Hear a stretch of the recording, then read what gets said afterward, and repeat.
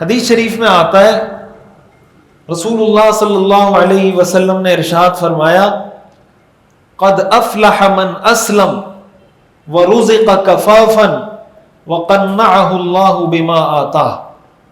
آپ نے کامیاب آدمی کی 3 نشانیاں بیان فرمائی حدیث میں. قد افلح من اسلم، تحقیق کامیاب ہو گیا وہ شخص جو مسلمان ہے. پہلی نشانی مسلمان. غیر مسلم اللہ کی نظر میں کامیاب، آپ کی نظر میں ہو سکتا ہے، دنیا کی نظر میں ہو سکتا ہے، اللہ کی نظر میں کوئی کافر کامیاب نہیں ہے. یہ چیزیں اپنے دلوں میں بٹھائیں. ہمارے دلوں سے ایمان نکلتا چلا جا رہا ہے، ہمارے دلوں سے قرآن کی اہمیت نکلتی چلی جا رہی ہے، قرآنی آیات پر ہمارا یقین کمزور ہوتا چلا جا رہا ہے. والدین کی بہت بڑی ذمہ داری ہے کہ اپنے بچوں کو اب ایجوکیٹ کریں، ان کی تربیت کریں، ان کو بتائیں ہمارا مذہب اسلام ہے. اب سوشل میڈیا پہ ان کو عیسائیت بھی ملے گی، یہودیت بھی ملے گی، ایتھیزم بھی ملے گا، الحاد بھی ملے گا، بے دینی بھی ملے گی، لا مذہبیت بھی ملے گی. ساری ویڈیوز ہمارے بچے دیکھ رہے ہیں. وہ یہ دیکھ رہے ہیں کہ ایتھیسٹ کی کیا لاجک ہے، عیسائی کیا دلیل دیتا ہے، یہودی کیا دلیل دیتا ہے، فلاں فرقے والا کیا دلیل دیتا ہے، فلاں فرقے والا کیا دلیل دیتا ہے. وہ یہ ساری چیزیں دیکھتا چلا جا رہا ہے. اسلام پر اس کی گرپ، اسلام سے اس کا تعلق کمزور ہوتا چلا جا رہا ہے.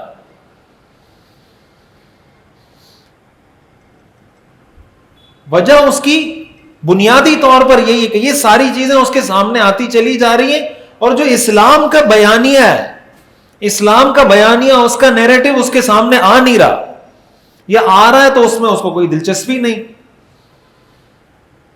مثال کے طور پر ایک مولوی صاحب بیٹھ کے تقریر کریں کہ نماز پڑھو، تو نوجوان کو اس میں اٹریکشن ملے گی، یا کوئی موٹیویشنل اسپیکر آ کے کہے کہ مہینے کے $1000 کماؤ؟ نوجوان کے لیے اٹریکشن کی چیز کیا ہے؟ $1000 ہے، اس کو وہ کہے گا نماز کا میں نے کیا کرنا ہے.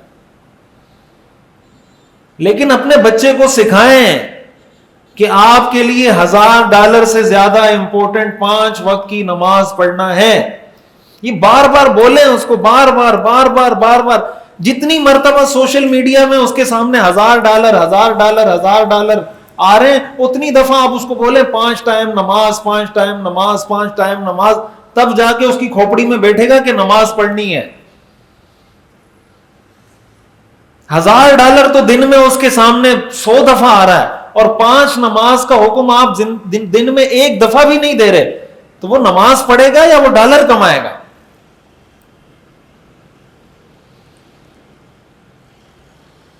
تو اب یہ جو معاملہ ہو رہا ہے نا ہمارے ساتھ، میں یہ حدیث بتا رہا تھا، حضور نے فرمایا قد افلح من اسلم، کامیاب ہو گیا وہ شخص جو مسلمان ہے. دوسری نشانی ورزق کفافا، اللہ تعالیٰ بقدر کفایت رزق اس کو دے دیں، اتنا رزق جس سے اس کا گزارا ہو جائے. تیسری نشانی وقنعه اللہ بما آتاہ، جو رزق اللہ نے اس کو دیا اس پر اس کو قناعت کی توفیق دے دے کہ یا اللہ جو تو نے دیا الحمدللہ. اگر ایک آدمی مسلمان بھی ہے، اس کے پاس بقدر ضرورت اللہ نے رزق بھی دے دیا ہے، کوئی سورس آف انکم بھی ہے، لیکن قناعت کی توفیق نہیں ملی، ایسا آدمی کبھی ڈپریشن سے نہیں نکل سکتا.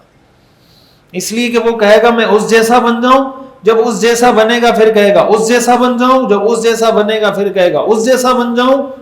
قیامت آ جائے گی، اس کے جو دل کے ارمان ہیں وہ پورے نہیں ہوں گے.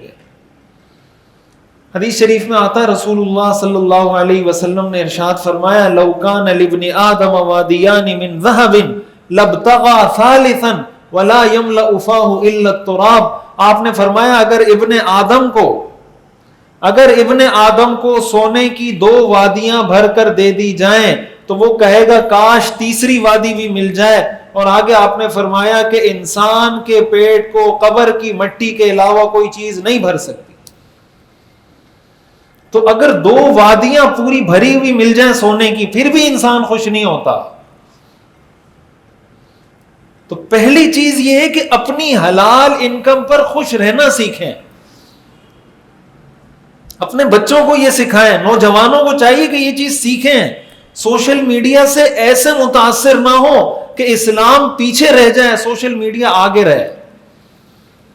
سوشل میڈیا کو اپنے مقصد کے لیے استعمال کریں، لیکن اسلام کی گائیڈنس کو سامنے رکھتے ہوئے، اسلام کی جو گائیڈنس ہے، اسلام کی جو ہدایت ہے، اس کی روشنی میں.